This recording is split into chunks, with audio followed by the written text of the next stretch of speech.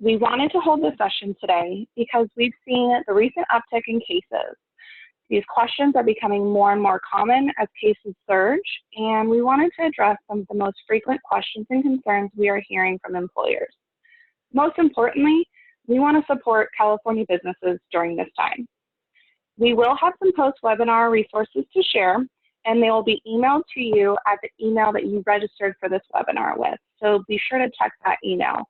There will also be the post-webinar page that you should see after you logged into Zoom, where you're able to download those. But those and the recording of this session will be emailed to you after the session is over. These resources will include our roadmap of what to do if an employee tests positive for COVID-19, forms and instructions for administering and documenting emergency paid sick leave, and more. If you know someone else that would benefit from these resources as well, we are happy to forward them along. You can simply leave their name and contact information in a direct chat to the panelists, or you can send their information to info@CoreMarkINS.com. We're happy to help. Now, without further ado, I want to introduce Michael Goldfarb. Michael is the president of Guardian HR, a national human resources and employment law consulting firm. He's been an employment law attorney for over 27 years and has counseled companies of all types and sizes. He's a member of the Labor and Employment Law section of the State Bar of California, the Ventura County Bar Association's Employment Law Division, and the American Bar Association. He sits on several boards of directors and is a sought-after lecturer in the area of employment law and human resources. He's had articles in various publications, including the Wall Street Journal. He's originally from Montreal, Canada, and he is fluent in both English and French. Most recently, he and the team at Guardian HR have been helping employers navigate the choppy waters of this pandemic. So we're very excited to have his expertise on the call today. Welcome, Michael. Thanks, Amy. I really appreciate it. Thanks, everybody, for joining. Welcome. And just a little housekeeping, folks. If you hear some barking, I promise it's not me. I do have a couple of four-legged friends running around, and you know, they don't get the fact that I want them to be quiet. So we might have to suffer through that. But anyways, I'm really glad to be here. And again, thanks to CoreMark for putting this on. This is, I think all of us are on pins and needles lately. It's been a pretty crazy time. The pandemic's thrown the workplace into a lot of disarray, obviously.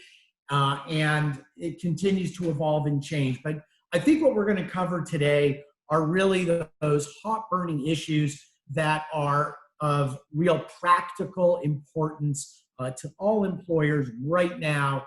And we're going to try to offer practical solutions to those scenarios. So we don't have a lot of time. I want to jump right into this. So let's get to the first slide. What do you do, right? Employee tests positive. So now what? You know, this is something that our consultants are being peppered with in terms of questions all the time, every day, incessantly, and I get it. So this is a real issue. So look, obviously, employees who test positive must quarantine. We're going to talk about on another slide in a minute, we're going to talk about those quarantine requirements because they have been updated, they've changed, they can be, and there are multiple scenarios, and we want to make sure those are all addressed. But the first thing is, look, just because, you know, an employee tests positive doesn't mean, right, that they're incapable of working. So we want to make sure that, you know, just because they can't be in the workplace, maybe we can offer them telework, right? Remote working. This is really common. This has become probably, I would say the majority of employees today are doing that and pretty effectively. But we also have to remember that, and as an attorney, I would tell you, I see this all the time, that remote workplace becomes a work site, right? And there are employer safety obligations and requirements that take hold when someone's working from wherever. You know?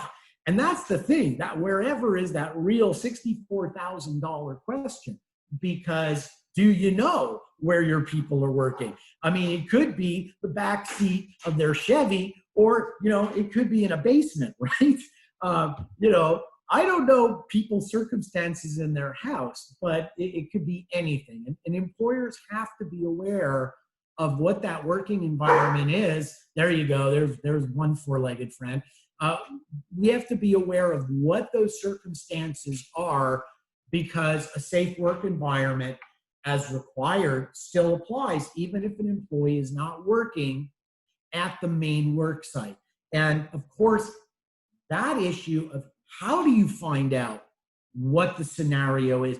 Can you use a camera to observe your employee?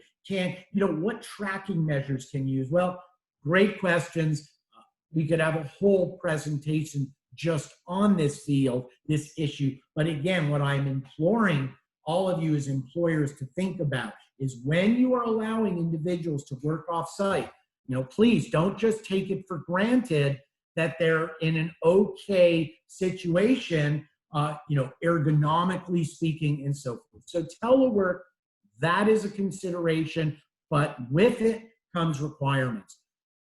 If teleworking is not reasonable, if remote working is not a reasonable, if you will, accommodation, then, and someone does test positive, obviously they can't come to work. So we're now kicking in under the leave laws that have afforded people income during this pandemic, and that brings up the FFCRA and paid sick leave. So again, the first 10 days, we draw on paid sick leave to cover that, and then for the remainder of their time, up to a maximum of 10 weeks, they can receive payment income under the FFCRA. That is the obligation of the employer. Make sure all your employees are aware of their rights under these recently enacted statutes, and make sure that is being taken care of. So that's obviously what happens when work is not available. Now, of just as important real concern for employers is, okay, this person tested positive.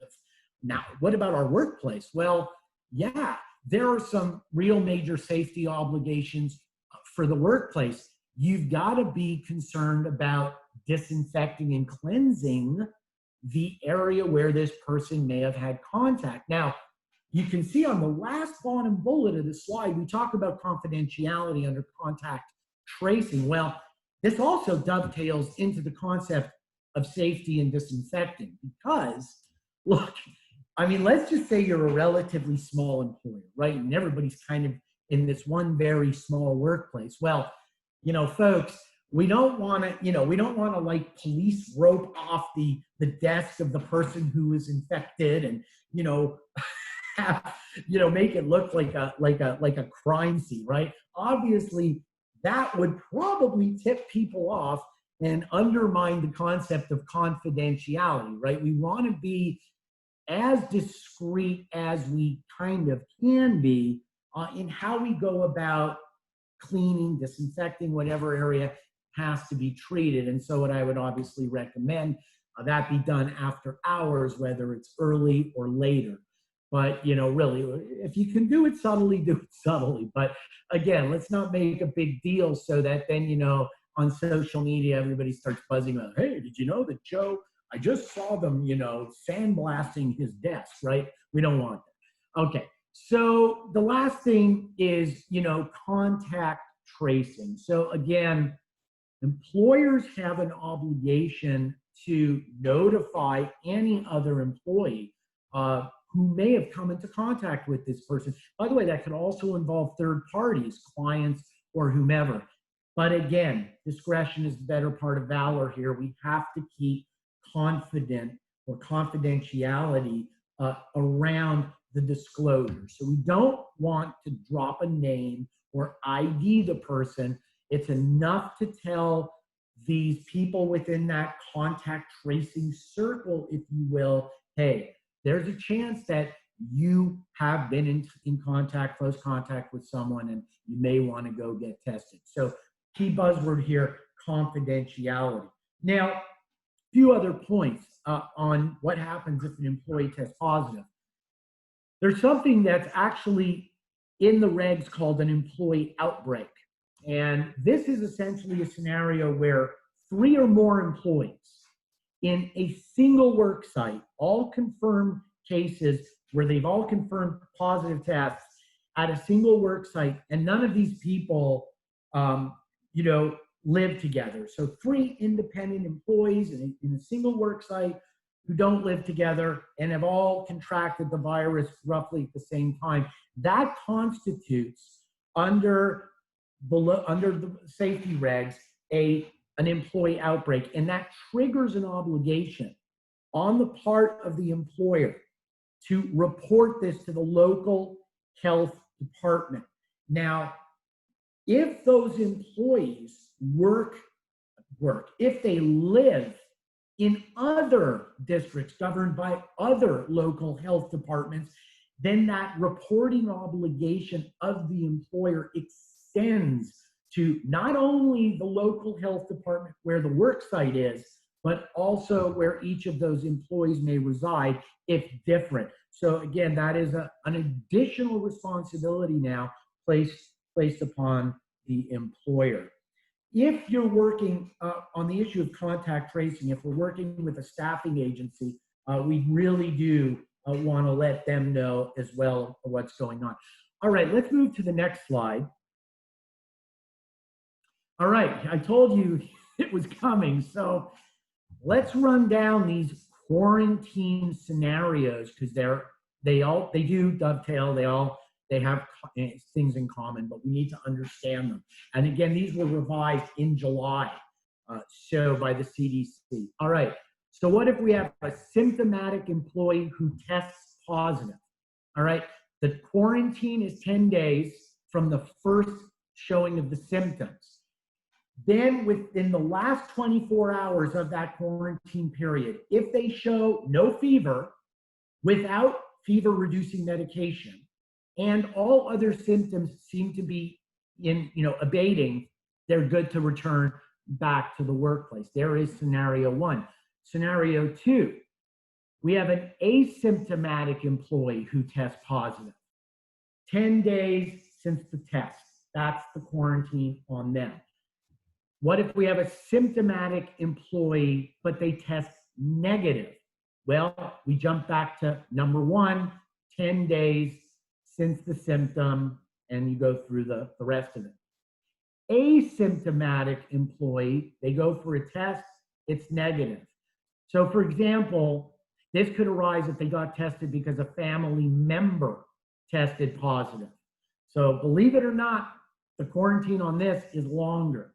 So it's 14 days from the last known contact with a positive individual.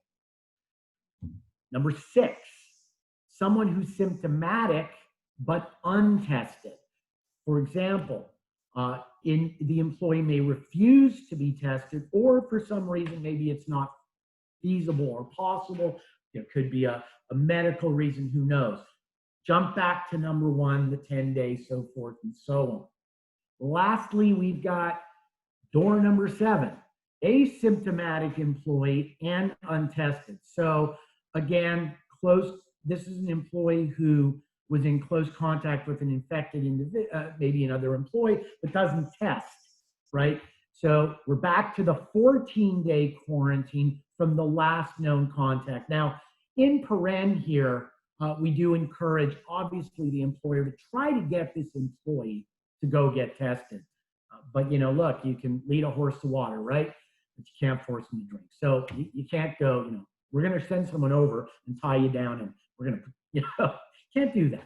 So, and then, by the way, on this last note, if symptoms develop, so the person was initially asymptomatic, go to number 1 above. Now, these slides will be available, so, you don't have to memorize this stuff right now. Okay, so let's— Hey, Michael. Yeah. We had a question come into the Q&A, and I think it might be a good thing to go off of, because They're asking, how do you deal with an employee that lives with someone who tested positive, but the employee tests negative? Looking here at the chart, it would go off of the 14 days after last known contact. But if they live with that person, how do you handle that? Handle it in what sense? So we know that they got tested, they were negative, so they still have to go through the 14-day quarantine. And then what exactly am I being asked? So they're living with someone who tested positive. Right. So in theory, their contact with that person would continue. Oh, I see what you're saying. Well, look, hopefully, hopefully that the person is being quarantined, the person who's positive, right, is supposed to be quarantined in their house. So that's a great question. I'm going to go out on a limb and presume it was last contact with that individual before other measures were probably taken within the household to isolate that person. Because you're right, technically it's an ongoing situation, but that would be the best understanding of this requirement I could share. Great, thank you so much. Sure. All right. So here's a big one, ladies and gentlemen. Employee wants to travel to a hotspot, or they just want to travel. All right, now what? All right, well, this is real. This is, obviously we've just gone through the summer, but hey, this is not going to end. And even if we go into next year and there's a vaccine, there are still going to be hotspots, and God knows how long it's going to take for the vaccine to get out there and whatever. All right, so the first thing we got to remember here is that, look, employers as a general rule, right, we all know this, you cannot unduly interfere or restrict people's personal lives. I mean, that is hands off.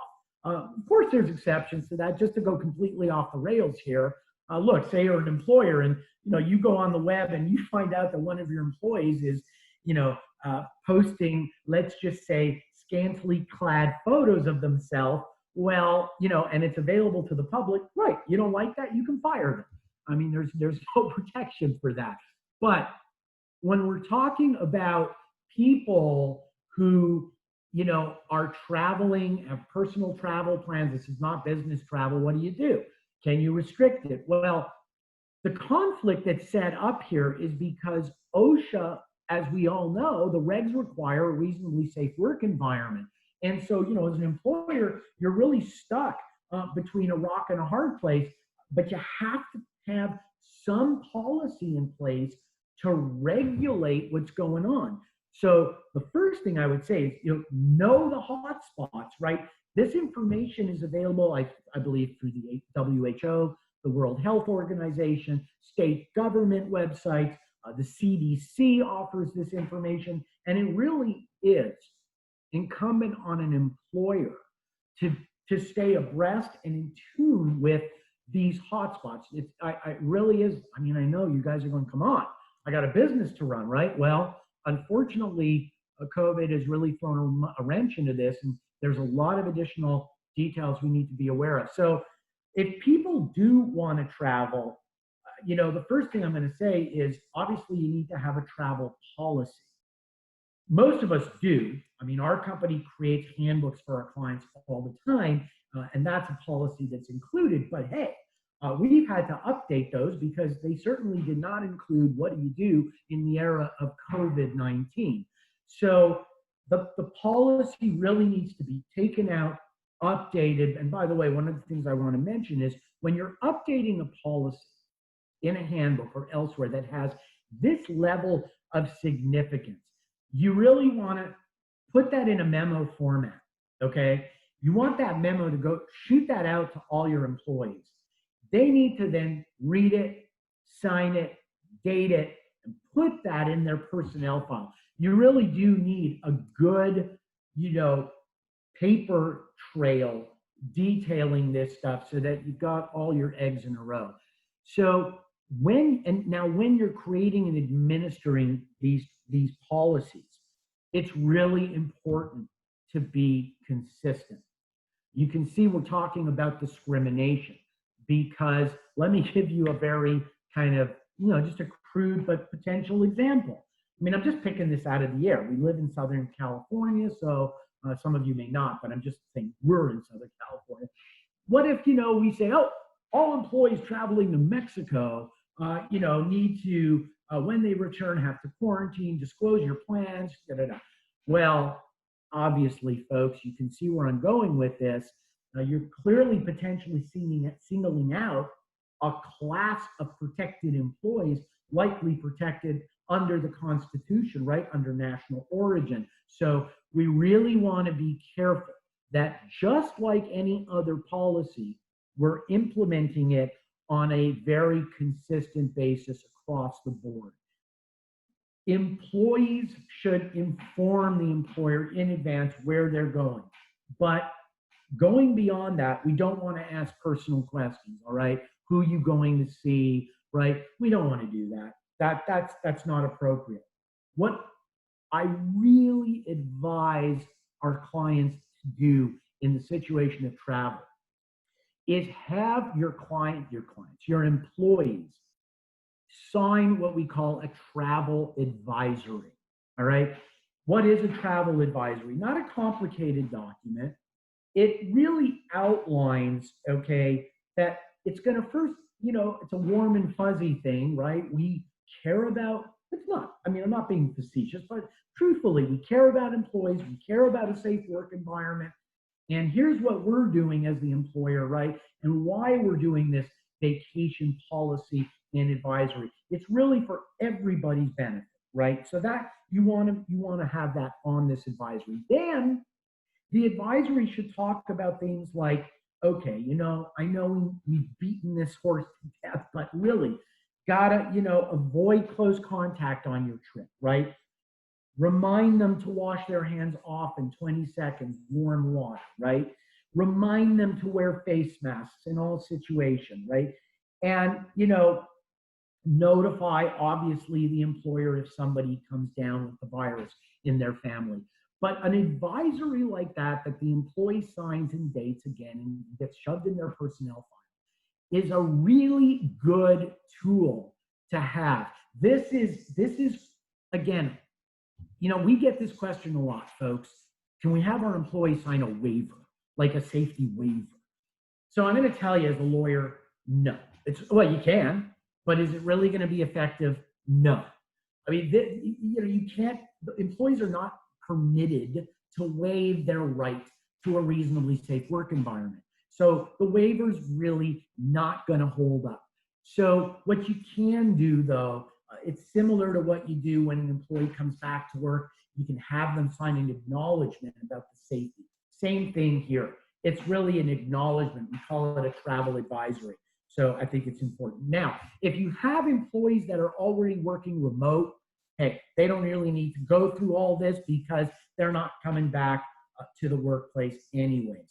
And lastly, I would advise employees to take laptops if they need them, company laptops with them, because God knows what can happen while they're abroad and they may not be able to return. So, all right, there we go. That's the travel. Let's go on to the next slide. All right, my employee seems sick. What can I do? All right, well, so we have an employee here that's showing symptoms of the virus. Now, can an employer ask if they have it? Yes, absolutely. Please do. The law requires it. Okay. Again, I know I'm hitting up OSHA, but this is really where we're at now. When we've counseled employers over the years on OSHA, generally, if you're not in a high hazard industry, it's pretty easy to comply. Well, those days are gone. I mean, with COVID-19, pretty much everybody now is under the gun and required to comply with some pretty stringent and detailed safety regimens. And so again, yes, ask, find out, because it is incumbent. You number one, you don't want to spread her, and two, you don't want that potential liability. Again, a key buzzword here: confidentiality and discretion, right? When we're doing this. or should, the question should probably be, should we send the employee home? Another, yes, got to do that. Again, required. I know this sounds obvious, but you'd be surprised. We get the questions all the time. A lot of employers are on the fence on this stuff. Now, here's a really big one that comes up. Can we require the employee to get tested? Well, employers can certainly have that policy where, you show symptoms, we want you to get tested. But, if an employee is saying no, you can't, like I said, I was being kind of, jokey about it, but you can't force them to do it. Now, the FDA recently has said yes, but again, understand what we mean by this. We mean, yes, you can, and if they don't, you can't work for us. But that's really limited to a situation where we're talking about an overall return to work protocol applicable to all employees. This is not, really picking out individual employees. Now, you could work with individuals this way, but again, the cautionary tale here, folks, is discrimination. So, because what if a predominant segment of your staff that's being subjected to this demand is only people that have had underlying health conditions or are of a certain age, right? You can see where that goes. So it is a a web we weave, right, when we go down those roads, which is again why we harp and advise clients do this on a broad spectrum, all employee basis, like when we're bringing mass amounts of our people back to work. And in that case, you're simply saying, hey, get it done or you can't come back to work, okay? Okay, let's go on to the next slide. So here we have, not as intriguing an area, but employees claims to have symptoms of the virus and they need to take leave to get tested. So what documentation can we ask for? In order for an employee to take leave under the FFCRA, which gives them income supplement, right, then you can require the employee to identify the symptoms and a date for a test or a doctor's appointment, whatever. What we cannot do is require the employee to provide further or more detailed documentation or certifications that they've actually sought the diagnosis or treatment and so forth. The minimalist documentation requirement is intentional. It's by design. It's so that we are encouraging and making it easier for employees who are showing symptoms of the virus to take leave. And obviously, the overall societal aim and concern is to limit the spread of the virus. So the amount of documentation we can ask for is pretty limited. All right, moving right along. We're chugging now. All right. Now, an employee has, their FFCRA leave is exhausted, but they're still sick. What do you do? Well, the first thing I want to tell everybody here is we always have to take a breath. We got to stop the train and remember where we are, legally speaking, from an employment law standpoint /HR, when we're dealing with COVID-19. This is no different, ladies and gentlemen, from any other illness. This is a disability, right? We're in that land, okay? We don't want to get hung up on, oh my God, it's COVID and FFCRA, and lose sight that simultaneously, this is dovetailing, federally, it's FMLA. California, you got the CFRA, the California Family Rights Act.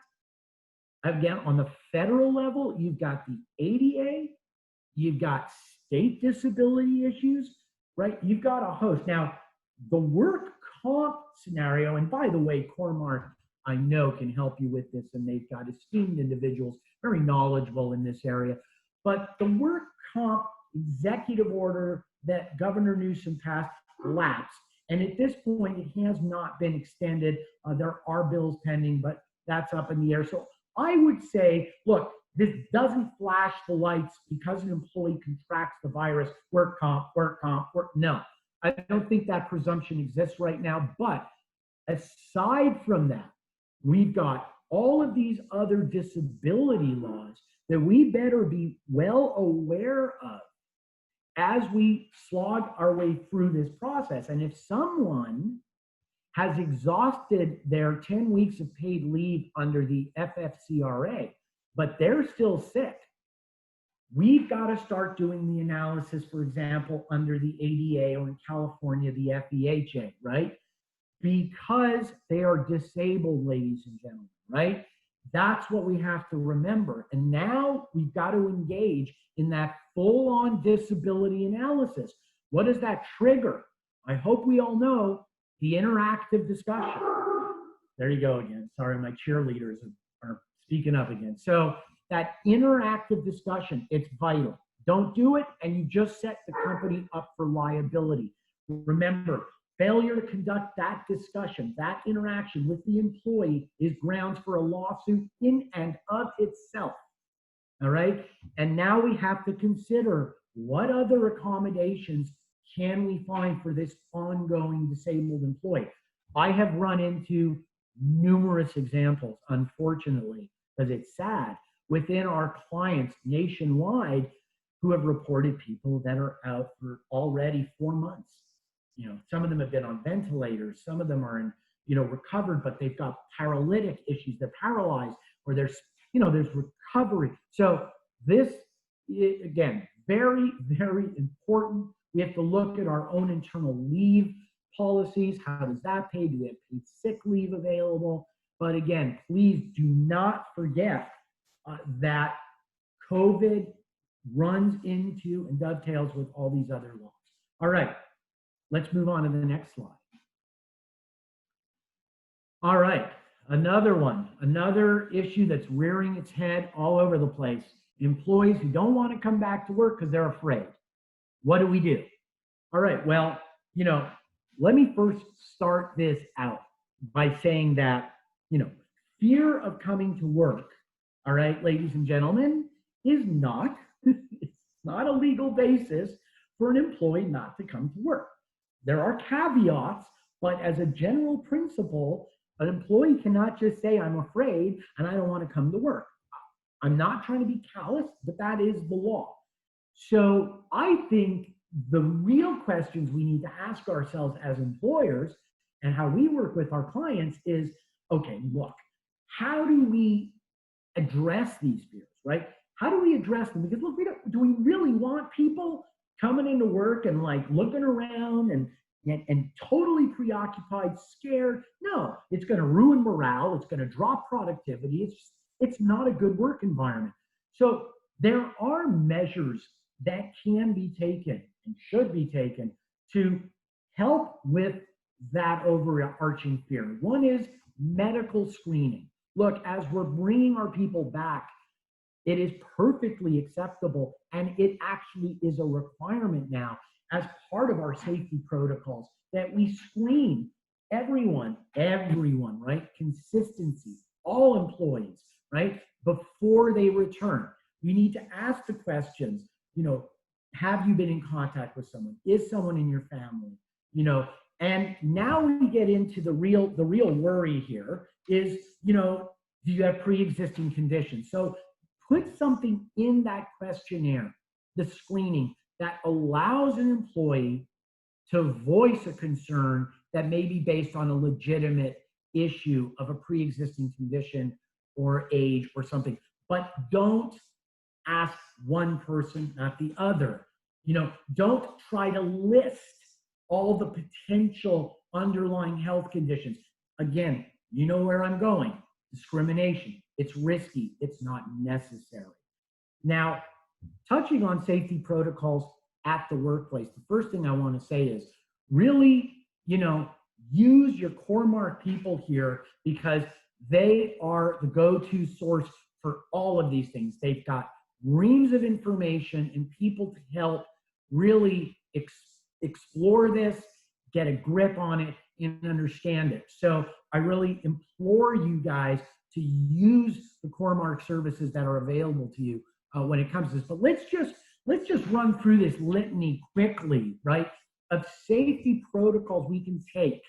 So obvious that one, everybody knows this one now, the touchless temp check, really important that we're doing this. It's, look, again, is this a panacea? Is this gonna guarantee no spreader enters our workplace? Of course not, but we need to do what's reasonable. So temperature check, social distancing, that means creating a work environment where we've got that right distancing amongst desks and so forth, how we sit around a conference table, etc. Shields, if possible or necessary, right? We know about remote or telework, of course, if possible. Masks, always, unless they're not reasonable. Let's just, once we've hit this, let's just really quickly, I'll give you the main bullets here under, not reasonable. Basically, kids under 2, I hope you're not employing kids under 2. If you are, we need to have a talk.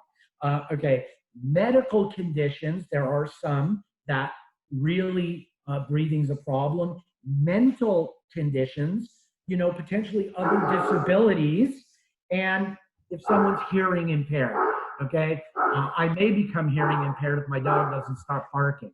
So those are the real only possibilities for a person to get away from wearing a mask. Really, they need medical documentation to substantiate this. Otherwise, masks are vital. Limiting numbers of people in the workplace. Do the best you can, right? Limit non-essential business travel, okay? How do we handle packages coming into the workplace? Really important, right? We know the virus can stay on objects. Carpooling, I don't think so. Not today.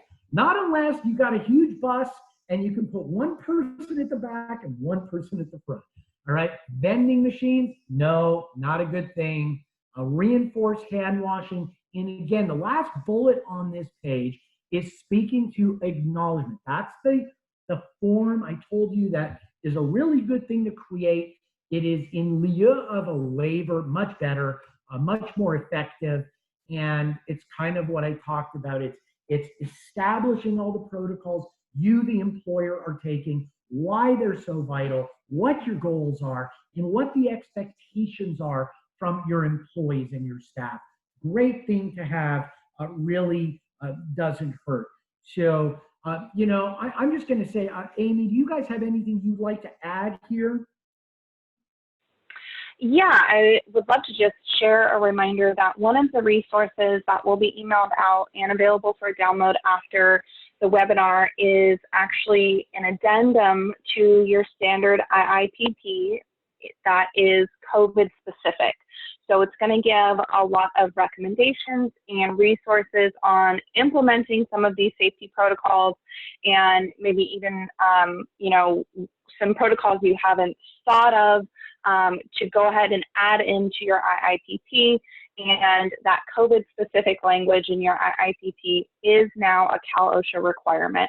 So we want everybody to know that, they need to be updating their IIPP with that. And we do have that resource available for download after the webinar. Great. Okay. Good stuff. So let's move on. Yeah, next slide. So what about, we've mentioned, I kind of, sort of spiced this webinar with this concept of what do we do with employees who have pre-existing conditions, right? That is a big dilemma right now facing a ton of you out there. I know this. So it is an issue, and we do have to be leery. So because we don't want to discriminate. So what do? You may have employees with diabetes, or they may be in that 65 and older category, or have heart issues, or who knows what other condition that may make them more susceptible to serious ramifications from the virus. Again, I know I'm going to beat this horse, but I don't care, because I see it all too often, ladies and gentlemen, that employers miss this. This could trigger an ADA issue. We need to let, first of all, most important, please take, if you walk away with one thing, it's this: let the employee come to you, the employer, with this issue. Do not be the one to play doctor. Don't start trying to diagnose your people. That is folly. That is a big trap, because what that could inevitably lead to is treating someone as disabled when they in fact are perfectly fine. And now, under the disability law, you've created a disabled in person and a whole quagmire for the company. So we really want the employee to bring this forward. You know, this comes up a lot. I'm going to track for a second, but when we're dealing with PIPs, performance improvement plans, and we tell the employee, oh my God, you know, you're not doing this good. You need your performance to come up, and, you know, but we see them kind of sleeping on the job. So we go, hey, are you having some kind of physical issue, right? We tell them never do that, because let the employee bring forward a disability issue on their own. Same thing here. Let the employee tell you, I have a situation, we need to address it. And when that happens, then you engage in that interactive discussion. And again, please understand, under the law, that interactive component of the law in and of itself triggers a lawsuit if it is skipped over. So we have to do that. In the day and age of COVID-19, it is perfectly acceptable to do that via Zoom, via telephone, via whatever, but do it, okay? And you work towards seeing if there is a reasonable accommodation that we can reach to help this person work through, whether that's remote work or whatever else. Again, don't single out individuals. Dangerous road to travel. Multi-generational household, this does come up in and of itself. That is not a protected class.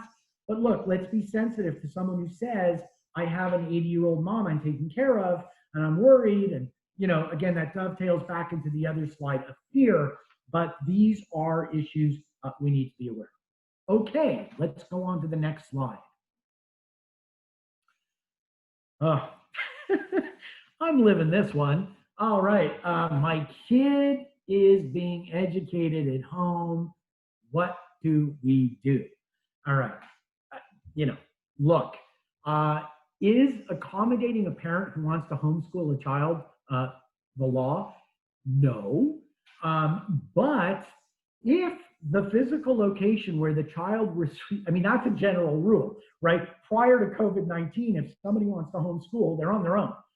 But now, if the physical location where the child receives instruction or care is closed, well, that is a paid sick leave and also expanded family leave under the FFCRA, and that gives the person protection, right? But it extends only for 10 weeks. If they've used some of that from the prior semester, because like I know my child last semester was already on the online routine, that's continuing. So again, there's only 10 weeks under that. It hasn't been extended, but you know, as employers, you are free to come up with creative policies to allow people to work from home. And I will tell you that this is just a reality, and we're all going to have to figure it out, because tons of us, especially in California, where online education is, it is what it is right now. So this is a reality. So, by the way, this requirement to provide the leave is true even if some or all of the instruction is provided online or another format. So if again, schools are closing and the children are learning online, you've got to work with your employee to accommodate this. And again, we recommend obviously telework as an accommodation. Most people can work around the schedules, and that should be a discussion we have with our employees. All right, we are done. And I know it was a lot of information. I hope it was valuable, and I want to thank all of you for taking part and listening to me. Thank you so much, Michael. That was a ton of great information. We are now going to hop into the Q&A portion of our call. We're going to give Michael a minute or two to look over the Q&A questions that have been submitted. And just a reminder, any that we don't get to on the call today will receive an email follow-up. So I do see that one or two questions were submitted anonymously. If you did so and you want a follow-up, please resubmit your question with your name so we know who to follow up with. And then while Michael's looking those over, we're going to put up a few poll questions. So you can go ahead and indicate if you need assistance. As a reminder, we will be sending around additional resources after the webinar is over, but you can indicate on the poll as well if you would like any of our assistance with your IIPP, updating that IIPP with COVID-specific language, and your FFCRA postings, updating your ERISA plan documents, all of these fun things that have come along with the new requirements. So go ahead and answer those polls, and then Michael will jump into answering questions here in just a moment. Okay, Amy, would you like me to touch on a couple right now? Absolutely. Okay, so folks, there were so many questions. There's just no way we can cover them all. I got to get to bed at some point tonight, and it's just too many. But I will touch on a few, and we can take some of the others offline, and we'll try to get you information.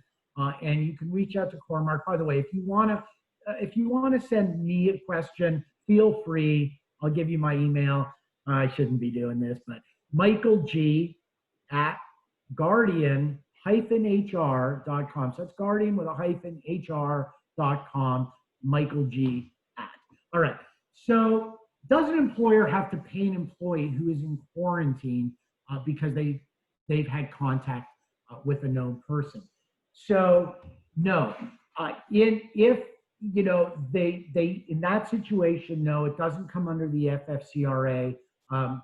But look, these are difficult times, so I'm encouraging people to consider payment. Now, if an employee refuses to get tested, can the company create a policy that requires employees to get tested before coming back to work?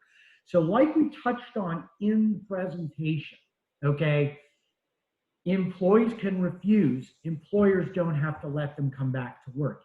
That's the rub. I mean, it's it's the old, you can lead a horse to water.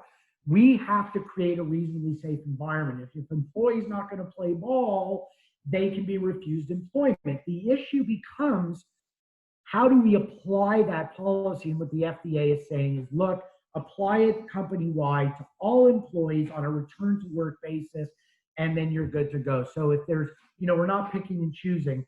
Yes, you can mandate that, and if they refuse to come to comply, then they can't come back to work. Okay. Again, if there is a medical condition that's underlying that, that's a whole different ball game. And another one here that I think we'll take a stab at is if somebody was riding, they test positive and they were riding in the same truck for a few days prior to knowing they were positive, which is a very common tale.